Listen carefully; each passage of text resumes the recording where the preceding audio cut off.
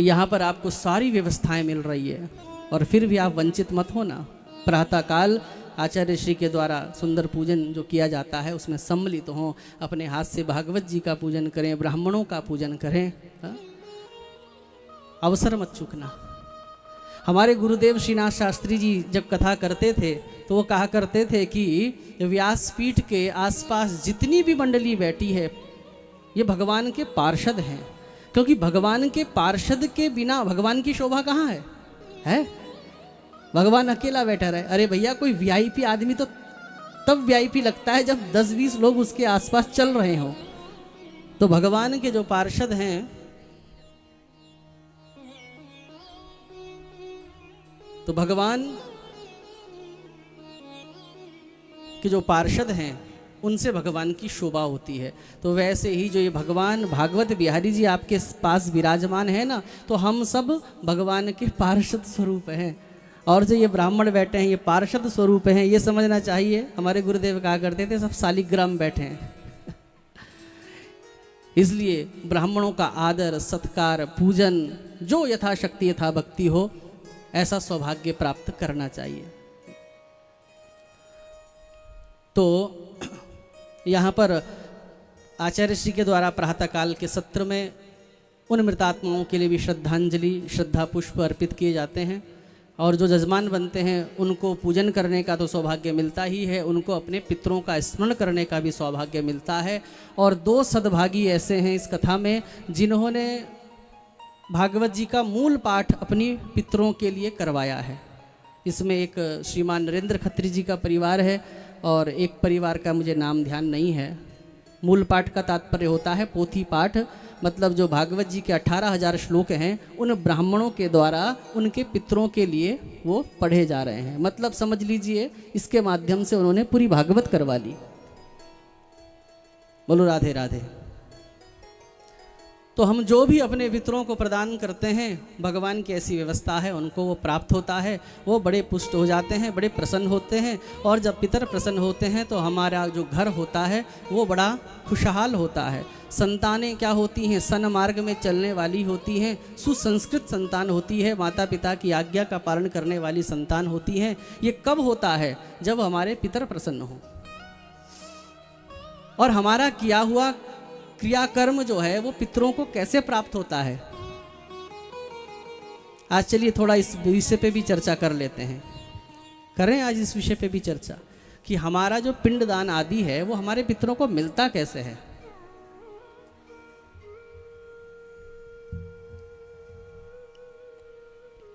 एक प्रश्न है,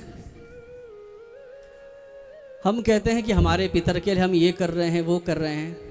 अच्छा एक बात सोचिए कि अगर मान लिया आपके जो पितर हैं या जिसके पति नहीं हैं इस दुनिया में या किसी के पिता नहीं हैं, तो वो तो पता नहीं किस योनि में होंगे, हमको तो नहीं पता।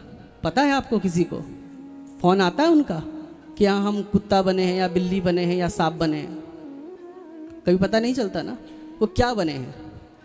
तो कोई चींटी बना है या कोई हाथी बना है, हमें क्या पता। तो फिर हम ये कैसे कह देते हैं कि हमारे पितर हमको आशीर्वाद देते हैं? क्योंकि हम भी तो पहले मरे तब यहाँ पर प्रकट हुए। तो हम भी इसका मतलब जब कभी मरे होंगे तो हम भी किसी के पिता रहे होंगे और कितनों के पिता रहे होंगे। तो हम यहाँ पर प्रकट हुए हैं तो हम जो परिवार छोड़कर मर के इस परिवार से जुड़े हैं तो हमारा पहले का परिवार भी तो हमारे लिए पिंडदान आदि कर रहा होगा, लेकिन हम तो उनसे कोई अटैच नहीं है, हम तो उनको आशीर्वाद नहीं दे रहे हैं। तो इसलिए प्रश्न उठता है कि हमारे पितरों तक वो पहुंचता कैसे है जो हम पिंडदान आदि करते हैं। अगर आपके पितर, मान लिया आपका पितर हाथी बन गया, क्या बन गया बोलो? आपका पितर कोई हाथी बन गया पूर्वज, तो आप जो जौ का आटा आदि देते हो पिंडदान में, तो बताइए हाथी का वो 1-2 पिंडदान से कोई पेट भरेगा क्या? ऊपर से गुस्सा और हो जाएगा कि अरे भैया ऊँट के मुंह में जीरा, ये क्या दिया इसने। तो अगर आपके भीतर हाथी बन गए तो वो उतने से पिंड से उनका गुजारा चलने वाला नहीं। और मान लिया आपका पितर जो है वो चींटी बना हुआ है, तो चींटी को इतने बड़े पिंड से क्या प्रयोजन? वो इतने बड़े पिंड का क्या करेगी? वो तो 1-2 कण खाकर ही अपना गुजारा कर लेती है। और तीसरा, अगर हो सकता है अच्छे कर्म के कारण, भगवत समर्पण के कारण अगर आपके पितर अगर देवता बन गए तो देवता अमृत पान करते हैं। अमृत पान करने वाला देवता आपका जौ का आटा खाएगा क्या? हाँ, बोलो राधे राधे। काजू कतली खाने वाला आटे की बर्फी क्यों खाएगा? तो अगर आपके पितर देवता बन गए तो फिर कैसे उनको वो पिंड पहुंचता है? तो ये सब विषय पे थोड़ा सा आज मैं प्रकाश डाल देता हूं, तब कथा में प्रवेश करेंगे। प्रेम से कहिए श्री राधे। तो श्राद्ध कहते कैसे हैं, पहले किसे कहते हैं पहले इसको समझिए। लिखा है कि श्रद्धया पितृन उद्दिश्य विधिना क्रियते यत्कर्म तत्श्राद्धम। अपने पितरों को उद्देश्य बनाकर श्रद्धा पूर्वक जो प्रदान किया जाता है उसको श्राद्ध कहते हैं। दूसरी व्याख्या ये भी है कि श्रद्धया दीयते यस्मा तत्श्राद्धम, इसको पितृयज्ञ भी कहते हैं। मनुस्मृति,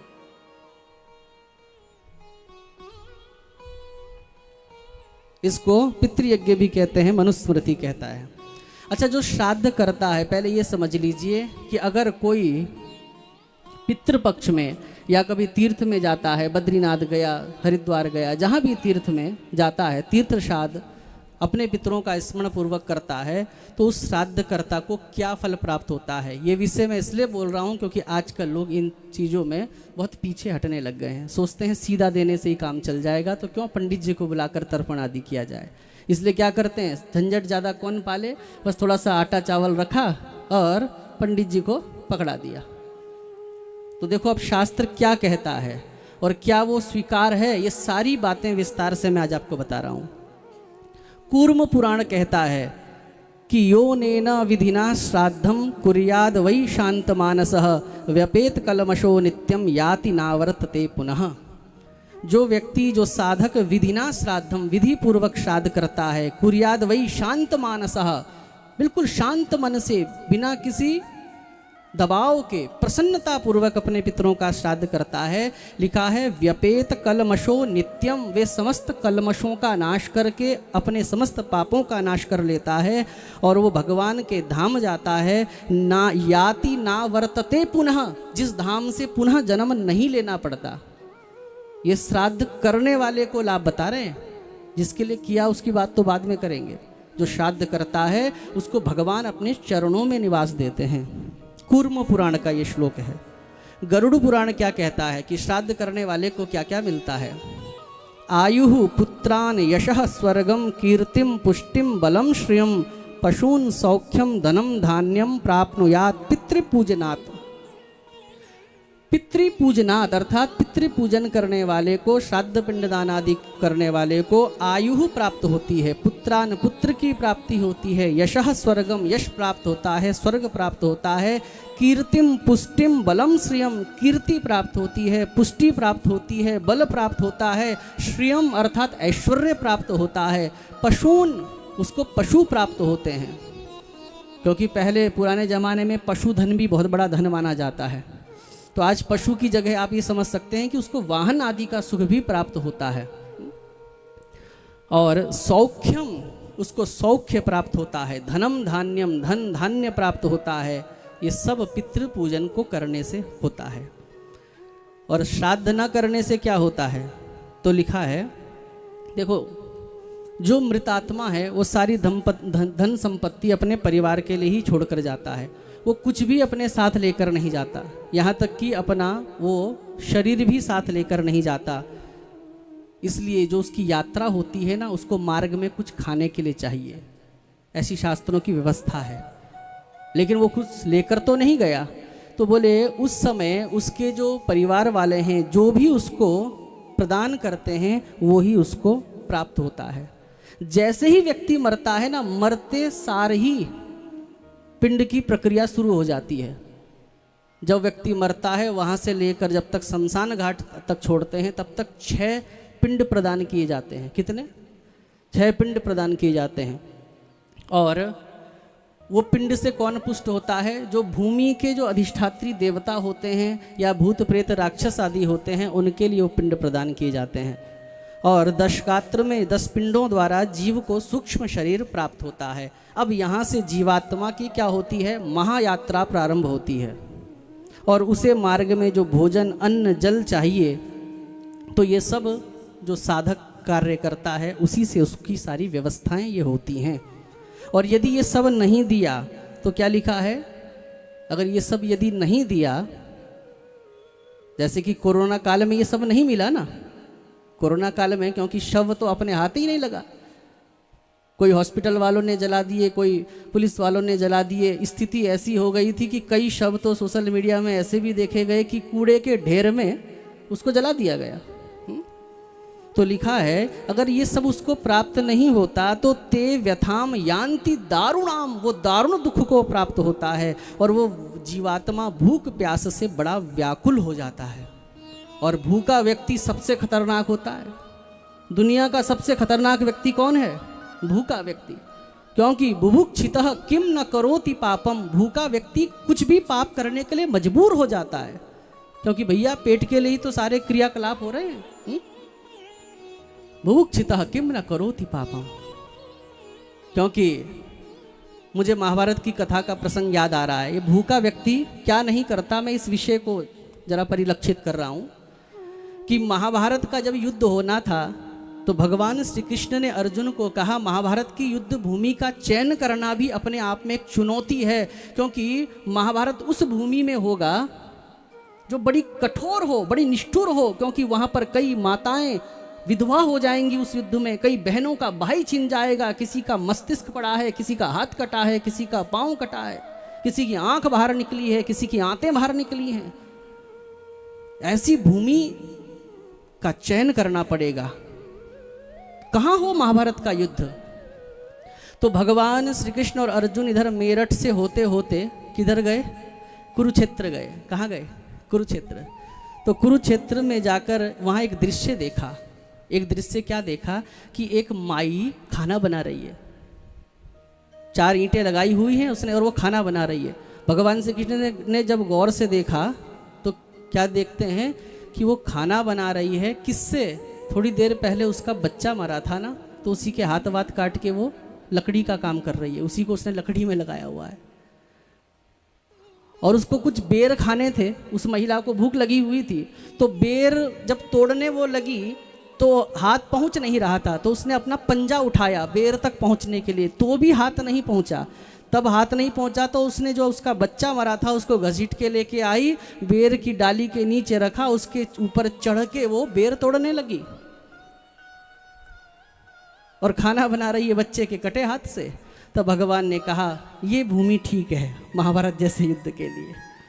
अब वो भूखी है, बुभुक्षितः किम न करोति पापम, भूख मिटाने के लिए अपने बेटे के ऊपर चढ़कर बेर तोड़ने को मजबूर कर दिया, पेट की आग बुझाने के लिए अपने बच्चे के कटे हाथ को लकड़ी के रूप में इस्तेमाल कर रही है। भूखा व्यक्ति कुछ भी कर सकता है। तो जो हमारी मृत आत्मा है ना, अगर उनको ये सब चीज़ें पिंडदान आदि नहीं प्राप्त हुआ तो वो बड़े क्या होते हैं, भूख से बड़े बिलखते हैं। और फिर किम न करोति पापम लिखा है, ब्रह्म पुराण में लिखा है कि श्राद्धम न कुरुते मोहा तस्य रक्तम पिबंती ही। तो फिर वो अपने परिवार से आस लगाता है, और जो परिवार उसके लिए अन्न आदि की व्यवस्था नहीं करता तो फिर बोले तस्य रक्तम पिबंती ही, वो उसी परिवार का रक्त चूसने लगता है। धीरे धीरे वो परिवार नष्ट होने लगता है। और फिर पितृ उसको शाप देते हैं, अपने परिवार को ही शाप दे देते हैं। बोले पितरस्तस्य शापम दत्वा प्रयान्ति च, वो शाप देते हुए अपने महायात्रा को आगे बढ़ते हैं। और फिर उसका परिवार पर दुष्प्रभाव पड़ता है, संतान का ना होना, संतान होने पर भी कुमार्गगामी बन जाना, परिवार में सदा कष्ट क्लेश, धन संपत्ति होने के बाद भी परिवार में अतृप्ति असंतोष कलेश ये सब बना रहता है। परिवार